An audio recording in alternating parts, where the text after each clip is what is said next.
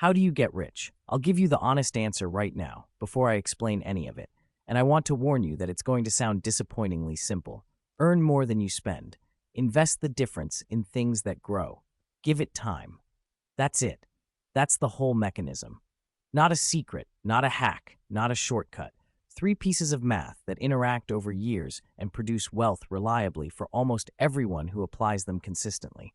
I know that's not the answer most people are hoping for, but every other answer you've been sold, the quick trade, the hot tip, the one weird trick, is either a lie, a lottery ticket, or someone else getting rich by selling the idea to you. The boring math I just gave you isn't exciting, but it works. The rest of this video is going to show you what each piece means, why the math is more powerful than most people realize, and what rich actually looks like in real life versus what it's advertised as. Because getting rich and looking rich are not the same thing, and confusing them is one of the main reasons people never build any real money. Let's get into it. I'm Mr. Finance. I put real numbers and real thinking behind the money ideas everyone throws around. If that's useful, subscribing takes one tap. Now, piece one.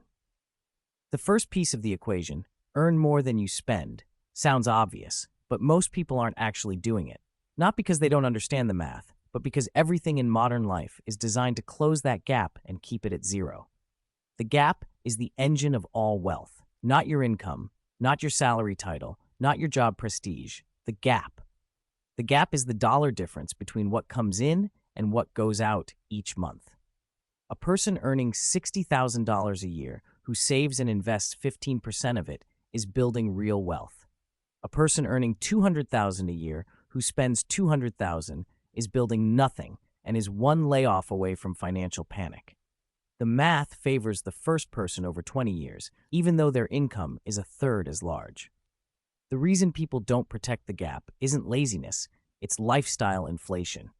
Every time your income rises, the temptation to raise your spending rises with it. A raise becomes a nicer car. A bonus becomes a vacation upgrade. A promotion becomes a bigger apartment. None of those things are wrong on their own, but each one silently closes the gap that was supposed to build your future. Wealthy people guard the gap fiercely. When income rises, their spending rises far more slowly, and the difference gets invested before it can be spent on something that feels urgent in the moment but doesn't matter in a decade. So the practical version of piece one is, track the gap. Know, in real numbers this month, how much is left after everything you spend. If the gap is tiny or zero, it doesn't matter how much you earn.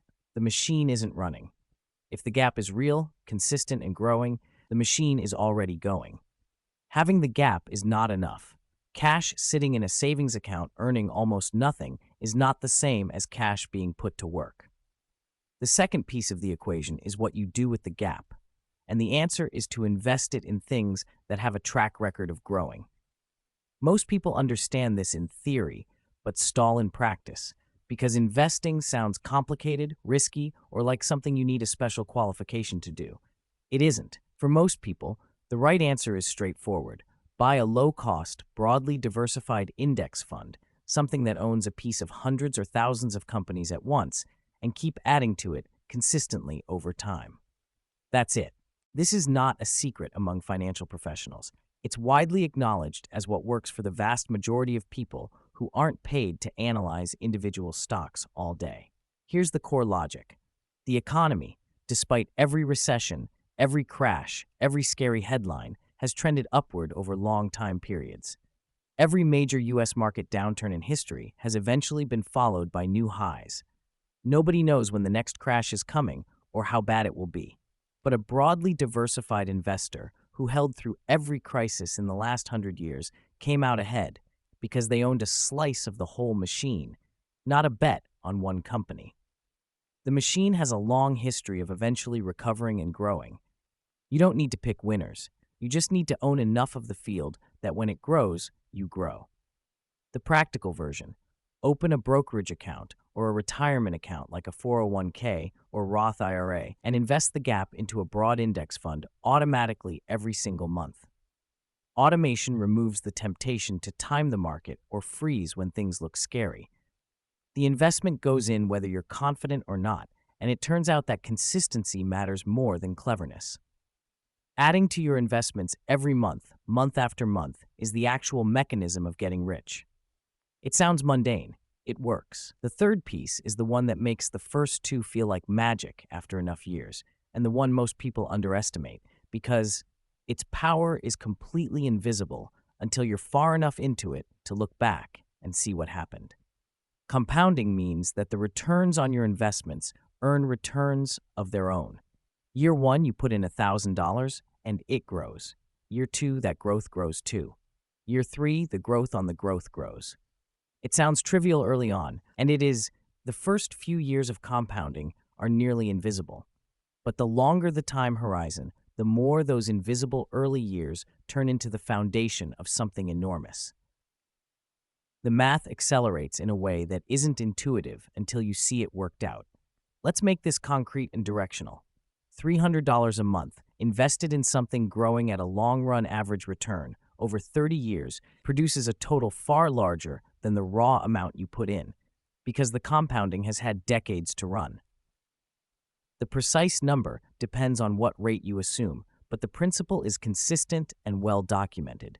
Time is the most important variable in compounding, more important than the rate, more important than the amount, because there's a limit to how much you can earn and a limit to how much you can save, but time just keeps going if you start early enough. This is why getting rich is not primarily a problem of income. It's a problem of starting, consistency, and patience. Someone who earns a modest salary but starts at 22 and never stops will typically end up ahead of someone who earns more but starts at 35. The early years of compounding are worth an enormous premium, not because of the small amounts being put in, but because those small amounts have the most time to multiply. Every year you wait to start, you pay for it in compound interest you'll never earn back. Every year you stay invested, time is working for you automatically, whether you're watching or not. The gap only exists if there's income, and there's a real, honest version of growing the income side of the equation that doesn't involve a hustle culture fantasy. Because growing your earnings is genuinely part of getting rich. The gap is the engine, but the engine gets more powerful when there's more fuel coming in. The most reliable way to earn more, less exciting than a side hustle reel, but far more consistent over 20 years, is to become demonstrably more valuable at something people pay for. That means building skills that are genuinely scarce or genuinely in demand. Technical skills, leadership skills, specialized knowledge, the ability to solve expensive problems. The people who earn the most over a career aren't usually the hardest workers in terms of raw hours. They're the people who've made themselves genuinely difficult to replace in areas that matter to employers or clients. That specificity earns real money over time. Alongside the career path, there's a legitimate secondary income strategy that works over time.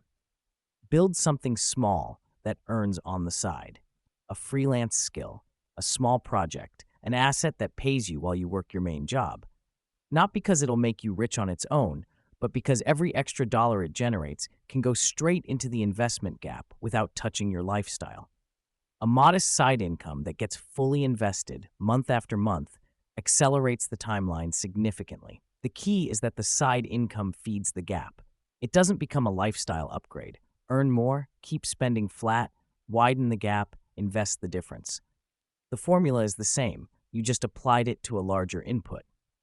And the honest version of the income side is this: you don't need to be exceptional at 27 income streams. You need to be genuinely good at one or two things that people pay well for. Keep improving those things and direct a meaningful portion of what they generate into the investment machine. Simplicity beats complexity in wealth building, almost every time. One of the biggest traps in the how to get rich conversation is that most people have the wrong picture of what rich looks like. And that wrong picture leads them to spend money on the appearance of wealth instead of building the reality of it. In popular media and on social media, rich looks like the luxury car, the designer brand, the enormous house, the extravagant vacation. But in real financial life, the vast majority of genuinely wealthy people are not easy to spot by their spending. The research on wealthy Americans consistently shows that a large proportion of millionaires drive ordinary cars, live in normal neighborhoods, wear average clothes, and don't broadcast their financial position. They're wealthy because they spent years investing the gap, not because they spent those years performing wealth for an audience. Meanwhile, the person who looks rich, the luxury lease, the watch, the lifestyle content, often has very little net worth underneath the surface. The car is a payment. The vacation was a credit card. The watch is a monthly installment. The appearance of wealth is often funded by the opposite of building it, converting future earnings into present consumption, the exact reverse of the gap invest time formula.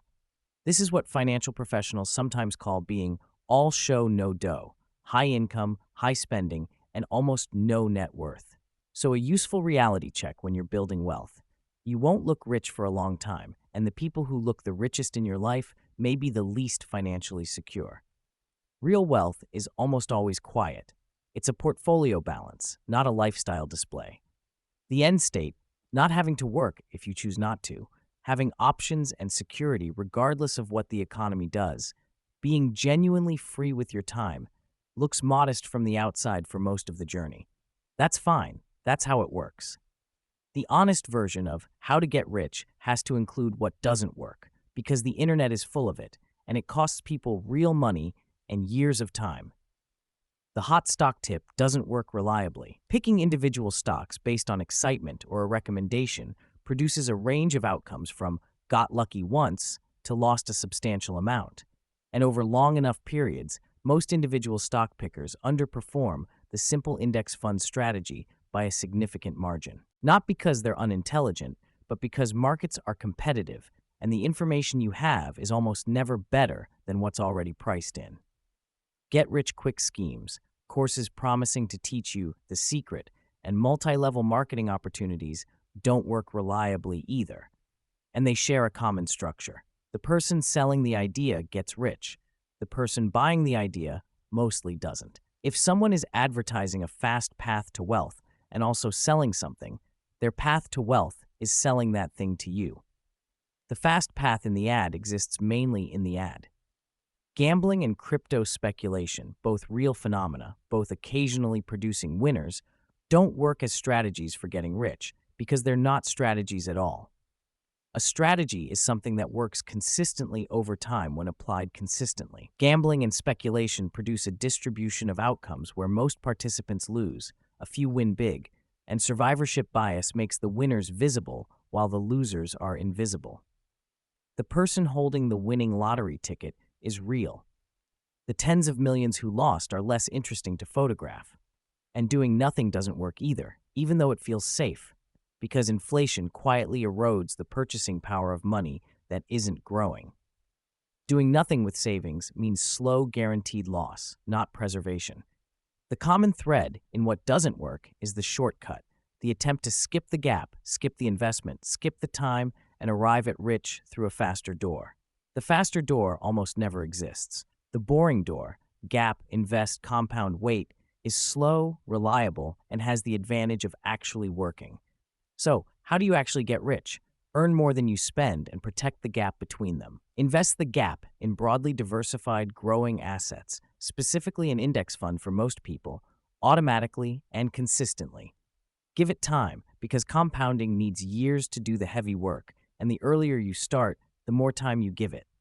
Grow the income side honestly by becoming more valuable at something people pay for, and don't confuse looking rich with being rich. The appearance of wealth often costs you the reality of it. Not exciting, not a secret, just math applied consistently over years by someone patient enough not to get distracted. That's how people actually get rich, and it works whether or not you believe it right now. Here's the thing about the honest answer to how to get rich. It's been known for a long time. It's not a secret, and most people who hear it still don't do it. Not because it's too hard. The steps themselves are simple. But because it requires patience in a world that sells urgency, it requires restraint in a world that sells consumption, and it requires being okay looking like nothing special for most of the journey to becoming something substantial. The gap, the investment, the time. None of those require luck. None of them require a special opportunity or a rich family or a single brilliant idea. They require consistency, and consistency is something anyone can choose. I won't pretend this is easy. Keeping the gap wide when everyone around you is upgrading their lifestyle takes real discipline. Staying invested when markets are scary takes real nerve. Starting before it feels necessary takes unusual foresight. But none of it is complicated, and that's actually the encouraging part. The mechanism for getting rich isn't hidden, it's just uncomfortable enough that most people find a reason to defer it. I'm Mr. Finance. Subscribe if you want more of this. The real numbers behind real wealth. No hype, no get rich quick. And tell me in the comments, what's the biggest thing that's gotten in the way of your gap? Spending too much, not earning enough, starting too late, or something else entirely? I read every one.